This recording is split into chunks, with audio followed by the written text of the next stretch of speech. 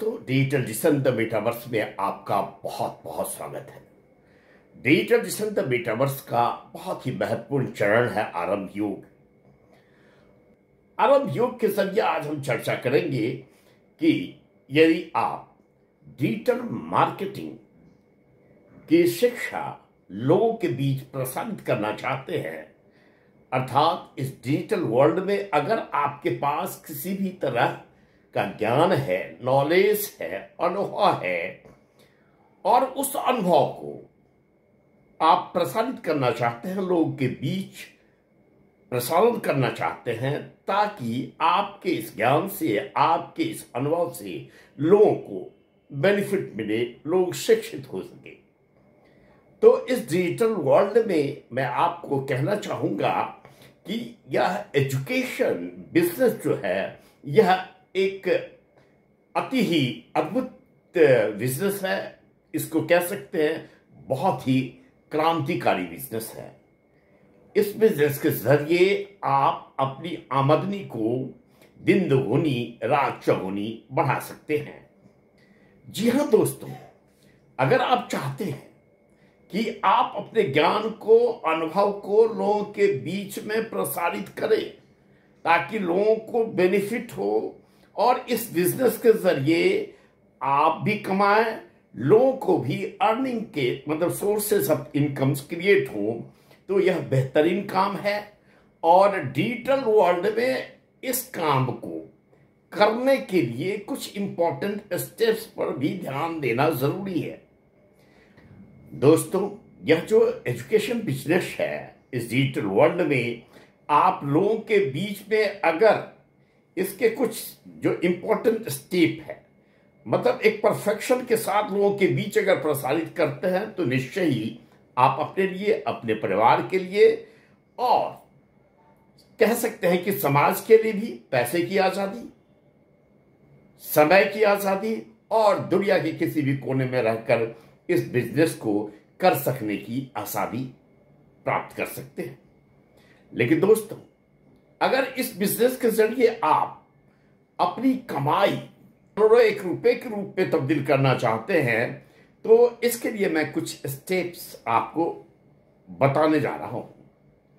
मैं सबसे पहले आपको यह बताऊंगा कि इस बिजनेस को सफलतापूर्वक करने के लिए आपको अपने माइंडसेट पे काम करना होगा। और इस माइंडसेट के तहत आपकी सोच जो है, उस सोच में सक्सेस यानी इसका जो सक्सेस का जो रिपेल इफेक्ट है, वो डाउन लेवल पे इसके कई लेयर्स हो। कहने का तात्पर्य यह है कि आप अगर कोई व्यवसाय करते हैं, आप अपने अनुभव को, ज्ञान को लोगों के बीच प्रसारित करते हैं, तो आप तो चाहते ही हैं कि आप सफल हो, लेकिन सिर्फ आपके सफल होने से इसे सफलता का नाम देना उचित नहीं होगा। एजुकेशन बिजनेस में आप तभी सही मायने में सक्सेस गुरु कहलाएंगे, सक्सेस कोच कहलाएंगे, जब आप अपने इस ज्ञान को जो अपने शिष्य को देते हैं और आपका शिष्य जो अपने शिष्य को देता है, यानी आपको असली कहते हैं आपके एजुकेशन के प्रसारण का जो सच्ची खुशी है, वह तब आपको मिलेगी जब आपके स्टूडेंट्स तो सक्सेस करेंगे ही, आपके स्टूडेंट्स भी सक्सेस करेंगे। यानी इसका जो सफलता का जो लेयर है, सफलता का जो स्केल है, वह ट्रांसफॉर्मेटिव मोड में होना चाहिए, ट्रांसफॉर्मेटिव फॉर्म में होना चाहिए। तो एजुकेशन कहते हैं हमें जो ज्ञान मिला है वह इसी शर्त पे मिला है कि यह मिला है तो इसे बांटो। जितना विद्याधन हम बांटेंगे उतना ज्यादा इसमें बढ़ोतरी होगी। इसके सापेक्ष में एक तर्क प्रस्तुत करना चाहूंगा कि सुरभि का सुगंध से अनलिखित अनुबंध है, अनिल को सौंपे बगैर घर में झरूं तो सौगंध है। यानी कहते हैं जो सुरभि है, फूल है, उसकी खुशबू के साथ एक अनलिखा अनुबंध है कि अनिल यानी हवा को सौंपे बगैर, यानी फूल का कहना है कि सुगंधी को हवा में प्रसारित करने से पहले अगर मैं झरूं तो ये सौगंध है।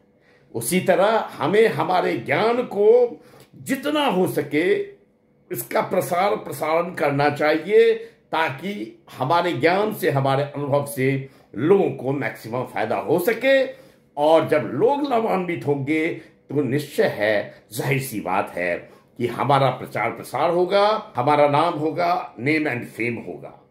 अब हम मतलब कहते हैं सफलताओं का लेयर हमारे स्टूडेंट्स से उसके स्टूडेंट्स, यानी ये सभी लेवल पे अगर हमारा जो ज्ञान है, हमारी जो शिक्षा है वह सफलतापूर्वक प्रसारित हो पा रही है, तो ये हमारा ये एजुकेशन बिजनेस है उसके लिए यह एक अद्भुत कदम होगा, या एक शानदार जानदार कदम कहलाएगा।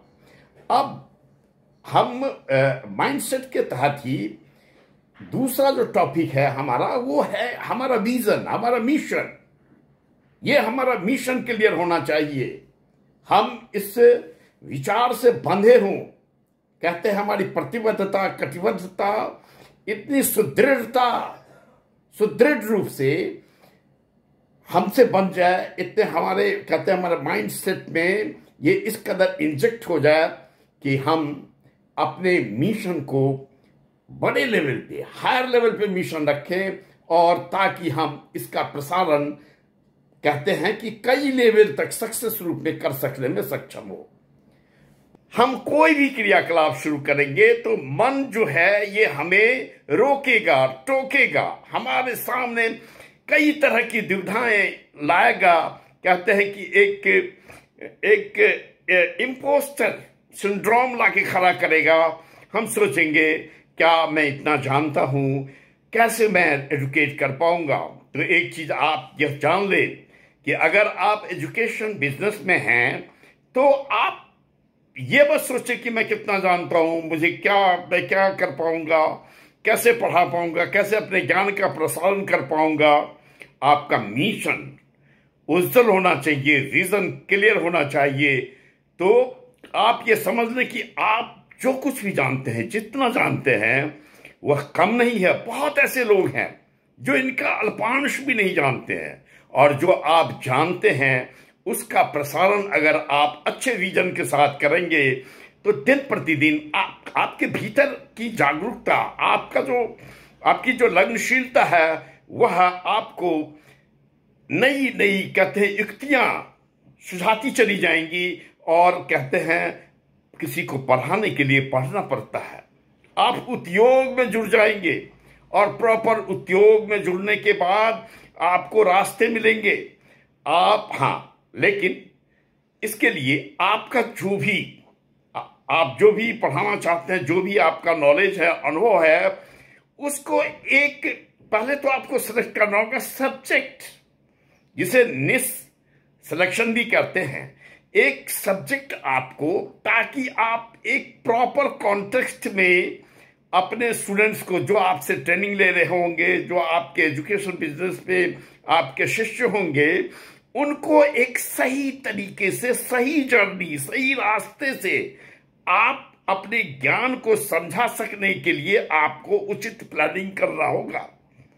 और एक चीज आप जान ले कि अगर आप सोचेंगे कि मैं पहले बढ़िया से एक सिलेबस बना लूं, सब कुछ बढ़िया से कर लूं, तब इसका प्रसारण करूंगा, तो there is nothing called as perfection. It is a practice, it is about a practice. जब आप अभ्यास करेंगे, रसरी आवत जाते शिल्पे प्रत निशान, तो यही है कि जो बार बार रस्सी जाने से, कुएं में रस्सी खींचने से रस्सी के निशान पत्थर पे भी पड़ जाते हैं। तो आपको अपनी लगनशीलता को, अपने मिशन को, एक विजन को क्लियर रखना है। फिर आप अगर निकल पड़ेंगे एक प्रॉपर कॉन्टेक्स्ट में, और साथ ही आपको ये सिलेक्ट करना है कि आप अपने जो आपका निश है उस निश को आप माइक्रो रखिए। माइक्रो मीन्स आप एक विधा को चुनिए, क्या पढ़ाना है, डिजिटल एजुकेशन देना है या कोई आप सारी चीजें चाहेंगे, हर चीज चाहेंगे, और सारी दुनिया को चाहेंगे, सारे लोगों को चाहेंगे एक साथ एडुकेट कर दें, तो आप विफल हो जाएंगे। आपकी विशेषज्ञता जिस सब्जेक्ट में है उस सब्जेक्ट का प्रॉपर सिलेक्शन कीजिए और एक पैथ बनाइए, जर्नी कहते हैं कि किस तरह से आपका सिलेबस आगे बढ़ेगा उसको तैयार कीजिए। और साथ ही आपके सिलेबस में क्यूरियोसिटी, उत्सुकता होनी चाहिए। आप सीरियल्स देखते होंगे, उसमें आप गौर करते होंगे, जब कहानी जब खत्म होने को होती है एपिसोड, तो एक ओपन लूप दिया जाता है, कहानी को एक आधे अधूरे मार्ग पे जाके छोड़ दिया जाता है, जहां से आपके भीतर उत्सुकता होती है और नेक्स्ट एपिसोड के प्रति आपका उत्साह भी बढ़ता है और आप उसके लिए टाइम भी निकाल पाते हैं। उसी तरह आपका जो एजुकेशन सिस्टम होना चाहिए, जो कुछ भी आप पढ़ाने का एक मन बनाते हैं, एक उत्तम विजन तैयार करते हैं, उसमें आपके जो सिलेबस होने चाहिए, आपका जो निश होना चाहिए, उसमें एक क्यूरियोसिटी होनी चाहिए, ताकि जो आपसे ट्रेनिंग ले रहे हैं, जो आपसे कुछ सीख रहे हैं, उनकी उत्सुकता बनी रहे, उनके मन में जिज्ञासा हो कि आगे आगे अब मैं ये जानने को मिलेगा। तो दोस्तों, मैं कहना चाहूंगा कि यह बहुत ही इंपॉर्टेंट स्टेप है कि आप सब्जेक्ट का सिलेक्शन करें। सब्जेक्ट आपका एक कॉन्टेक्स्ट में, प्रॉपर कॉन्टेक्स्ट में आपका सब्जेक्ट होना चाहिए। निश आपका बिल्कुल ही क्लियर होना चाहिए। और माइक्रो कहने का मतलब यह होता है कि सपोज मैं हेल्थ प्रोडक्ट बेचता हूं, तो हेल्थ के अंतर्गत बहुत सारी चीजें आती है।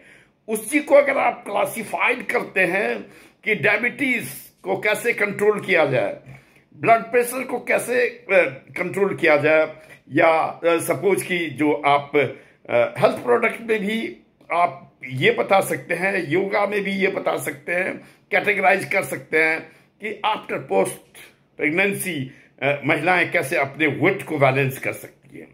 तो पोस्ट प्रेगनेंसी के बाद वेट बैलेंस की बात हो, ब्लड प्रेशर, डायबिटीज कंट्रोल की बात हो, तो जाहिर सी बात है कि जो सफरर हैं वो ऐसे मेंटोर्स के पास जाएंगे जो पर्टिकुलर उस सब्जेक्ट को टीच कर रहे होंगे, यानी स्पेशल जो होंगे, स्पेशलिटी जिनके पास होगी जिस सब्जेक्ट का, उस सब्जेक्ट के पास ही सफरर या स्टूडेंट्स जाते हैं, विशेषज्ञ। जैसे आप फिजिक्स पढ़ा रहे हो तो जाहिर सी बात है कि जो फिजिक्स, केमिस्ट्री, बायो तीनों सब्जेक्ट पढ़ाएंगे, उनकी जगह अगर मुझे फिजिक्स पे कमांड करना है तो मैं फिजिक्स के जो स्पेशल, फिजिक्स के जो विशेषज्ञ या फिजिक्स के जो टीचर होंगे उनसे ही अपनी शिक्षा लेंगे। तो इसलिए मेरा सजेशन है कि दोस्त, इस तरह से अपने सब्जेक्ट को कैटेगराइज कीजिए। और कैटेगराइज करने के बाद, मान लो आप वेबसाइट क्रिएशन जानते हो, आप वर्डप्रेस या कोडिंग लैंग्वेज जानते हो, तो ऐसा है कि आप, जाहिर सी बात है, आप किसी के लिए भी वेबसाइट क्रिएट कर सकते हैं, लेकिन आपको वेबसाइट क्रिएशन में भी कैटेगराइज करना होगा कि आप रियल एस्टेट के लिए, आप डेंटिस्ट के लिए, आप आई स्पेशलिस्ट के लिए, इस तरह से अगर आप अपने क्रियाकलाप को, अपने टीचिंग को, अपने क्रिएशंस को, अपने व्यवसाय को माइक्रो रखेंगे, क्लासिफाइड करके चलेंगे, तो आपसे लोग जुड़ेंगे, आप एक सक्सेस टीचर के रूप में अपने आप को एस्टैब्लिश कर पाएंगे। तो इस तरह मैं आपको बताना चाहता हूं कि आप एक प्रॉपर करिकुलम तैयार करें और जर्नी तैयार करें। आपके जो स्टूडेंट्स हैं उनका प्रेजेंट स्टेटस क्या होगा और आगे चलकर डिजायर स्टेटस क्या होगा, ये सारी चीजें एक जर्नी पैथ पे आप प्लान कर लेंगे तो निश्चय ही आपका यह प्रोफेशन निश्चय ही लोगों को पोटेंशियलिटी से भरेगा।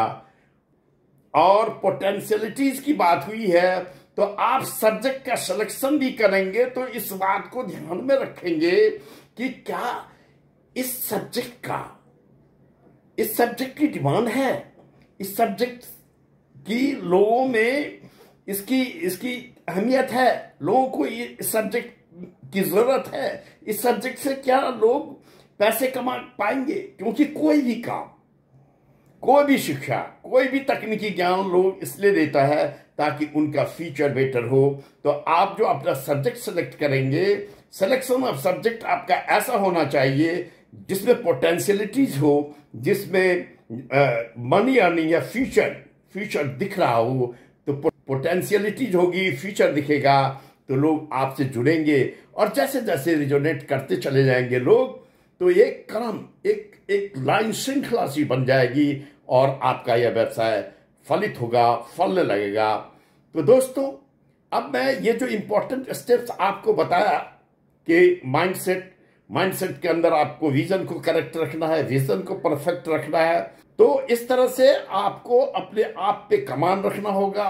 आपका प्रॉपर जो है सब्जेक्ट सिलेक्शन होना चाहिए, करिकुलम परफेक्ट होना चाहिए और लगनशीलता होनी चाहिए, विजन आपका अच्छा होना चाहिए, आपका इंटेंशन अच्छा होगा।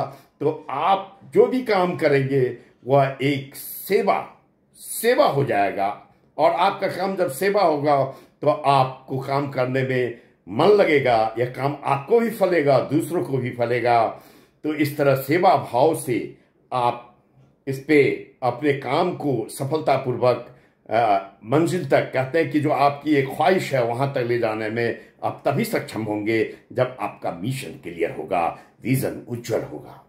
साथ ही दोस्तों, आप डिजिटल वर्ल्ड में जो आप डिजिटली अपने बिजनेस को, एजुकेशन बिजनेस को एस्टेब्लिश करना चाहेंगे, तो उसके लिए एक बहुत ही अहम बात है, एक अहम स्टेप्स है वीडियो मेकिंग। तो इस वीडियो मेकिंग के टूल्स के लिए या इसमें किस तरह की सावधानी बरतनी चाहिए, इन सब विषयों पे हम अगले एपिसोड में चर्चा करेंगे। तब तक के लिए मैं आपको एक सलाह देना चाहता हूं कि आपके मन माफिक जो भी प्रश्न हो, जिस तरह के उत्तर आप चाहते हो या किसी और सब्जेक्ट पे कुछ जानकारी हासिल करना चाहते हो, तो इस वीडियो के नीचे मैं लिंक दूंगा, उसको क्लिक करें और डिजिटल मार्केटिंग से संबंधित या आपके मन में जो भी प्रश्न हो, उस तरह का प्रश्न आप पूछ सकते हैं, हमसे कांटेक्ट कर सकते हैं। तो ये सारे लिंक इस वीडियो के नीचे मैं दे रहा हूं और मैं चाहता हूं कि आप हमें इंस्पायर्ड करें, प्रोत्साहित करें, मेरे इस वीडियो को मैक्सिमम लोगों तक पहुंचाने के लिए इसे लाइक करें, शेयर करें बस। और हमारी मंगल भावना, शुभ कामना आपके साथ है। जय हिंद, जय भारत।